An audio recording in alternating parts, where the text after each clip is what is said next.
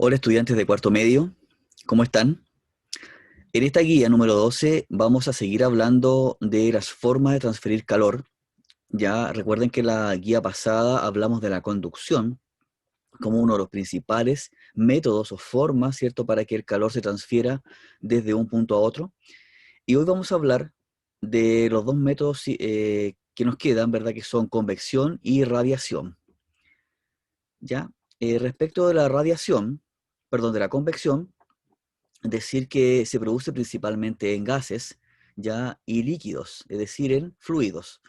Eh, ¿Y cómo se genera esto? Bueno, como siempre, ¿cierto? El calor va a fluir desde el lugar donde hay más temperatura al lugar donde hay menos temperatura. Eso, ¿qué es lo que sucede?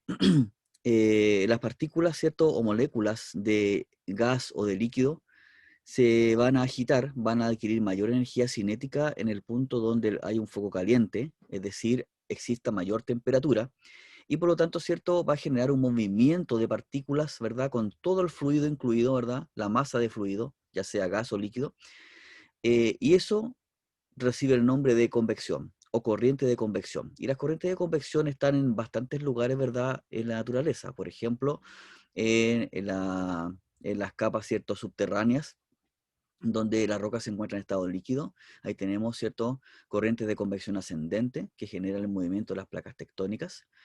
Tenemos además, ¿cierto?, el viento que se produce sobre todo en épocas de mayor calor, temperatura como el verano, que también es un producto de las masas de aire que circulan producto de la convección. ¿Ya? Por ejemplo, aquí tenemos una pregunta. Dice, uno de los tipos de calefacción que se utiliza es la llamada luz radiante, que consiste en un aumento de la temperatura del piso del lugar, lo que entrega calor al ambiente. ¿Qué sucedería si en lugar de utilizar losa radiante se utilizara techo radiante, está entre comillas? ¿Ya? ¿Cuál de los dos tipos será más conveniente? ¿Por qué?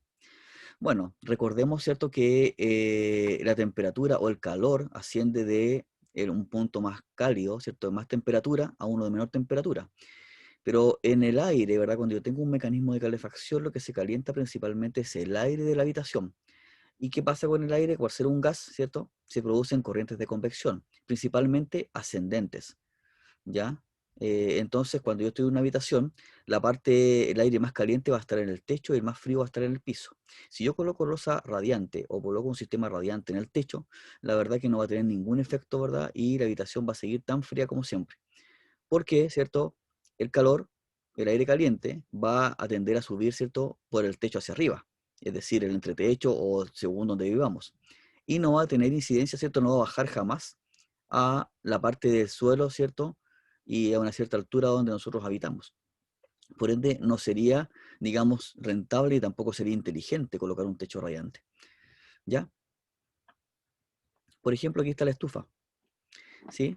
La estufa es un foco caliente y si tengo una puerta abierta, ya al exterior tengo un foco frío, por ende la habitación no se va a calentar, ya porque resulta que el aire frío está constantemente ingresando, pasa por esta zona caliente, se calienta y luego se vuelve a enfriar, ¿cierto? Porque el calor, ¿cierto?, va a fluir hacia donde está la menor temperatura, que es la puerta abierta y el exterior. Por lo tanto, de verdad, la habitación no se va a lograr calefaccionar. Sí, por eso es que es importante la aislación en las casas cuando yo tengo épocas frías, ¿cierto? Y tengo una calefacción, cualquiera sea esta, ya sea losa radiante, estufa, parafina, estufa a gas, estufa eléctrica, da lo mismo. Siempre hay que conservar, ¿cierto? Tratar de conservar el calor dentro, ¿ya?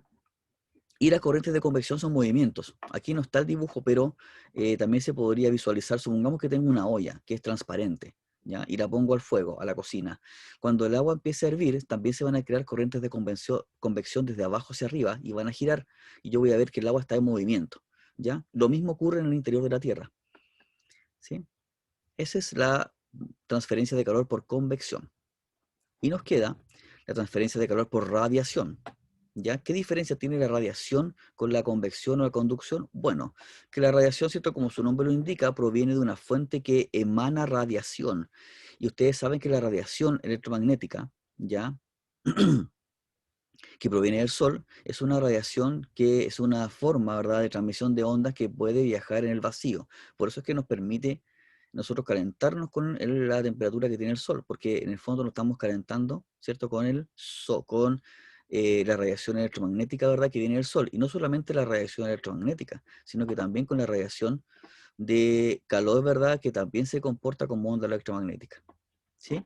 La onda que recibimos, ¿verdad?, que más nos eh, favorece para mantener nuestra temperatura es la radiación infrarroja, que es la que penetra en la atmósfera, ¿verdad?, hacia la Tierra y, bueno, una parte también se refleja en la atmósfera. La atmósfera hace como una especie de una cúpula de vidrio, ¿verdad?, que permite dejar pasar una parte y devolver otra, ¿ya? Eh, Hay formas de la radiación. Normalmente, ¿cierto? La única fuente principal de radiación que recibimos es la del Sol, ¿ya? Con la radiación, recuerden que el Sol emana luz y calor, y esta parte de calor viene como radiación infrarroja.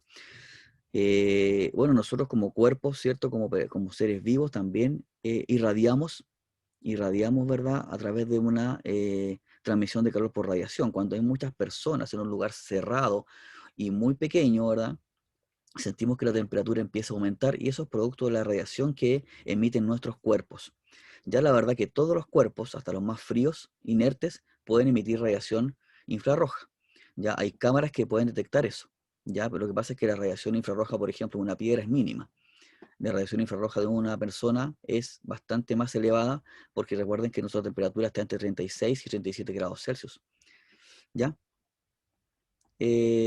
Todas las demás formas de transmisión de calor en la Tierra puede ser conducción o convección, ¿ya? Pero la radiación principalmente es la que viene desde el Sol o de otra fuente de radiación que podría ser, por ejemplo, ya una planta nuclear que produce electricidad. El material radiactivo también produce cierta radiación, ¿ya? Y que puede, cierto, elevar las temperaturas.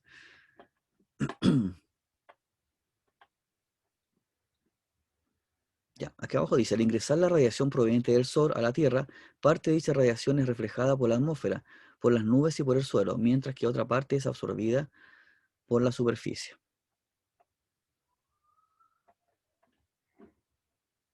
¿Ya? Bueno, también está la radiación ultravioleta, que produce otro tipo de cosas, ¿ya? Que a lo mejor son efectos más dañinos, como por ejemplo puede producir cáncer a la piel, que también forma parte de la radiación del Sol, pero la que nos eleva la temperatura, ¿cierto?, es la radiación infrarroja. Ya, actividad. Habían varias preguntas aquí que yo quiero responder. Dice, uno, ¿cómo se produce el viento y qué relación tiene con la convección? ¿Ya? El viento corresponde a masas de aire que se desplazan de un lugar a otro. Estas masas de aire se mueven debido a la convección. Para que este fenómeno se produzca, debemos tener una zona de mayor temperatura que disminuya la densidad del aire y lo mueva a zonas más frías. Recuerde que el calor se mueve desde mayor a menor temperatura. Si en un día caluroso de verano se da un paseo por un lugar con mucha sombra de los árboles, principalmente de los árboles, ya se notará que las masas de aire se mueven a ese lugar, provenientes de zonas soleadas donde la temperatura es mayor, es decir, se siente el viento. Ya. 2. ¿Qué son las corrientes de convección del interior de la Tierra? Bueno, aquí hay dos esquemas, ¿cierto? Uno con las temperaturas del interior de la Tierra y otro con las corrientes de convección, cómo suben, ascienden y hacen mover las placas tectónicas, ¿ya? Dice, en el interior de la Tierra la temperatura es tan elevada que la roca se encuentra en estado líquido. La temperatura va aumentando a medida, no medida, que aumenta su profundidad. Esto hace que el material más caliente suba donde la temperatura es menor, ¿ya? Y luego baje. A esto se le llama corriente de convección. Este fenómeno produce el constante movimiento de las placas tectónicas de la superficie. Fíjese que las temperaturas del interior de la Tierra van aumentando a medida que se llega al centro. El núcleo sólido tiene la mayor temperatura, que es similar a la temperatura de la superficie del Sol. 5.000 grados Celsius, 5.000, 6.000 grados Celsius aproximadamente. 3. ¿Qué es el efecto invernadero y qué efectos ha tenido en la Tierra? Y aquí también hay un esquema, ¿verdad?, donde explica cómo es el proceso, pero dice lo siguiente: el efecto invernadero es un proceso natural que se ha producido en la Tierra desde que se formó la atmósfera y ha servido para mantener una temperatura promedio de 15 grados Celsius aproximadamente. ¿Ya? Es el promedio de la Tierra, permitiendo el desarrollo de la vida. Eso ha sido tremendamente importante. Si no se hubiese producido el efecto invernadero, la verdad es que a lo mejor no se hubiese desarrollado vida. ¿Ya? Este fenómeno se produce debido a la radiación infrarroja que nos llega desde el Sol. Parte de esta radiación se refleja se refleja al espacio y otra parte penetra la atmósfera quedando retenida dentro de esta con la ayuda de los gases de invernadero, ya que hay agentes químicos muy importantes que ayudan a que la radiación infrarroja sea retenida, ¿ya? Entre los que se encuentran el dióxido de carbono, ¿ya? El vapor de agua, el óxido nitroso, el metano y el ozono. Esos son los gases, bueno, el principal de ellos es el dióxido de carbono, ¿ya? Con la industrialización y el aumento de los vehículos motorizados, la cantidad de estos gases se ha incrementado, ayudando en el proceso de la retención de la radiación infrarroja. A pesar de lo que se cree, el aumento de la temperatura no se debe principalmente a este fenómeno, sino que al cambio climático que tiene su origen distinto, ¿ya? Bueno, la deforestación, ¿cierto? Y los residuos principalmente también han contribuido, más que los gases, ¿verdad?, invernadero como el monóxido de carbono, el dióxido de carbono, producto de la combustión de combustibles fósiles, ¿ya? Y por último, dice, ¿qué función cumplen las capas de la atmósfera?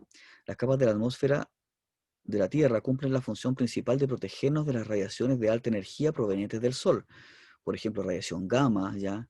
Radiación ultravioleta, ¿ya? Y otra función es conservar la mezcla de gases, aire, por ejemplo, en la troposfera. La mezcla de aire, ¿cierto? 78% nitrógeno y 21% de oxígeno es vital para desarrollar la vida. Ya, algunas de las características son, por capa, la troposfera, que es la primera capa, ¿cierto? Se forman los distintos climas y la composición del aire es la que propicia la vida. Estratosfera contiene la capa de ozono que nos protege de la radiación ultravioleta principalmente. Ahí, ¿cierto?, la importancia de conservar esta capa. Hay agentes destructores de esta capa, como por ejemplo los productos químicos que contienen los refrigerantes. La mesosfera es una capa muy densa que ayuda a la desintegración de meteoritos de pequeño tamaño. Si entra un meteorito, ¿cierto?, de un tamaño de 1 kilómetro de diámetro, la verdad que no va a ser posible que se desintegre. Y la termósfera, que es la que está más exterior, es la penúltima capa, ¿está cierto? Donde la temperatura es tremendamente elevada, porque, ¿cierto?, es la primera capa es la principal capa que interactúa con la radiación solar, ¿cierto? Es el primer filtro que tenemos, ¿ya? Esas son las capas de la Tierra, ¿verdad?, que nos ayudan a protegerla de la radiación. La pregunta 3 y 4 son de radiación, y la pregunta, ¿cierto?, 1 y 2 son de convección, ¿ya? Hay una cosa importante que se me olvidó mencionar en la radiación. Nosotros podemos generar radiación, ¿cierto?, cuando, por ejemplo, elevamos la temperatura de un trozo de metal. Nosotros vemos exactamente, ¿verdad?, que se pone, le decimos al rojo, ¿ya? Porque toma un color rojo anaranjado, porque está emitiendo radiación infrarroja, ¿ya? Aparte de la radiación visible que se ve, que es el color, también produce radiación, ¿verdad?, infrarroja en esos límites. No es muy elevada, ¿sí? Pero sí es una radiación infrarroja, ¿ya? Eh, bueno, dejamos hasta acá, ¿cierto? Hoy día, espero que estén bien. Escríbame al correo cualquier consulta que tengan, ¿cierto? Y nos estaremos viendo, ¿verdad?, prontamente. Un abrazo para todos y que estén muy bien.